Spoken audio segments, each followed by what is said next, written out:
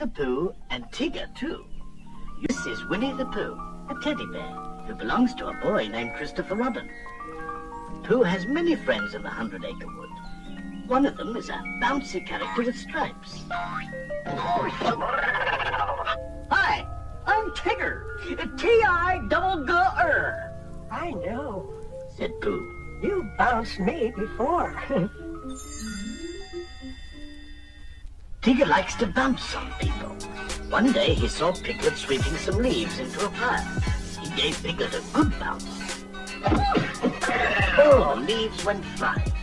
Shucks, that's only a little bounce, said Tigger. I'm saving my best one for Rabbit. And Tigger bounded over to Rabbit's house. Rabbit was happily working in his vegetable garden when he heard Tigger coming. Hello, long ears. No, Tigger, don't bounce. But Rabbit couldn't stop Tigger's bounce.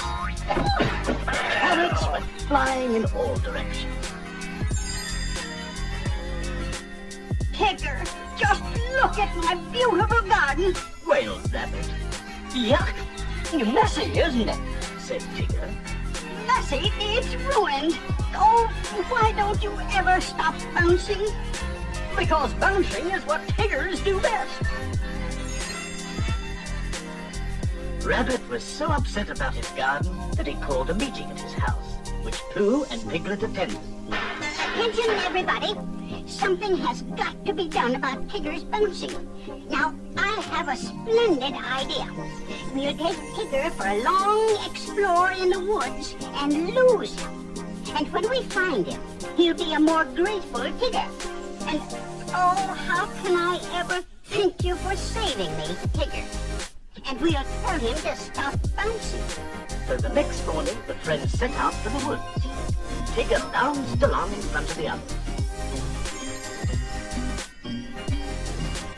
Then, when Tigger wasn't looking, Rabbit, Pooh, and Piglet hid in a hollow log. Tigger suddenly realized he was alone. Now, where do you suppose old long ears went to? Hello! Where are you, fellows? Gee, they must have gotten lost. And Tigger bounced off to find his friends.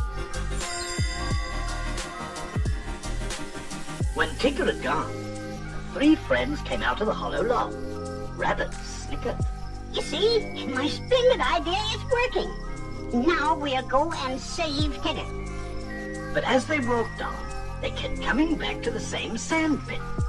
Pooh, who was a bear of very little brain, said, That sand pit is following us. Maybe we are lost, Rabbit. Nonsense, Pooh. I know my way home. And Rabbit left to prove he could find his way home. After Rabbit had been gone a while, Pooh felt a rumbling in his tummy.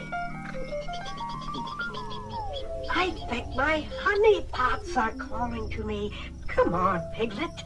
My tummy knows the way home.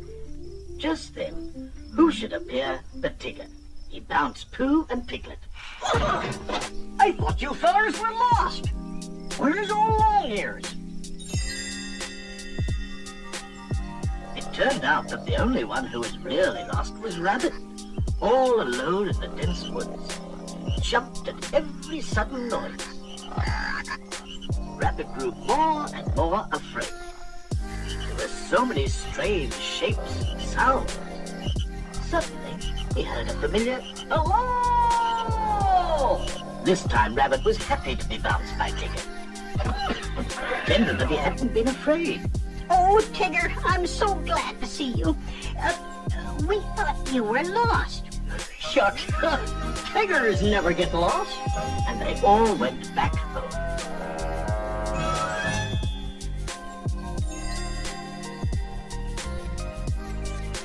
Chapter 2. When winter came, the 100-acre wood was covered with snow. Roo was so anxious to play with Tigger that his mother, Ganga, could barely get his scarf on. I'll take care of the little nipper and have him home by nap time, Tigger promised, and off they danced because well, that's what Tiggers and Roos do best. They came to a beautiful frozen pond in front of Rabbit's house. There was Rabbit, happily ice skating. Roo asked Tigger, Can Tigger skate as fast as Mr. Rabbit? Sure, Roo. That's what Tiggers do best. but when Tigger ran onto the ice, he slipped and skidded right into Rabbit. And they all went crashing right through Rabbit's front door. Tigger grunted. Tiggers don't like ice skating. Tigger and Roo went farther into the 100-acre wood looking for something else Tiggers do best. Roo suggested, Let's climb a tree, Tigger.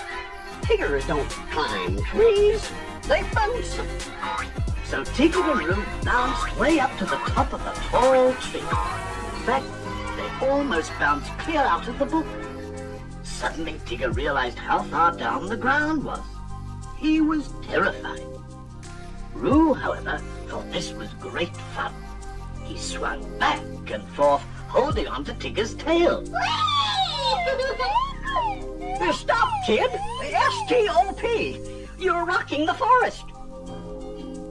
Over on this page, Pooh and Piglet were following some tracks in the snow. Piglet asked what they were tracking. Pooh replied. I won't know until I catch up with it. Just then, Pooh and Piglet heard a sound in the distance. Hello! Pooh didn't know that it was Tigger calling for help. I hope it isn't a fierce jaguar, because they halloo and then drop on you. But it wasn't a jaguar. It was only Tigger and Roo up in the tree. Pooh looked up. Are you all right, Roo? I'm all right, but Tigger's stuck. How did you and Tigger get way up there? We bounced up. Well then, why don't you bounce down? Pooh was very smart for a pair of very little brains. And so Roo bounced down. But Tigger was still too afraid to jump that far. You see, Tigger? All your bouncing has finally gotten you in trouble. Who are you? I'm the narrator. Oh, well, narrate me down from here. If you do, I promise I'll never bounce again. So I turned the book sideways, and Tigger slid right down the block of type. Landed safely on the ground. Tigger was mighty glad to be out of that tree, and on solid ground again. I'm so happy, I feel like bouncing. Immediately, Rabbit stepped up. No, Tigger, you promised. You mean, not even one teensy-weensy bounce? Tigger was very, very sad. He turned and walked away. Roo tugged at Kanga's arm. Mama, I like the old bouncy Tigger best. Everyone said that they, too, liked the old Tigger best. Yes, even Rabbit. So they agreed to let Tigger have his bounce back. And he leaped for joy. After all, a Tigger without his bounce is no Tigger at all.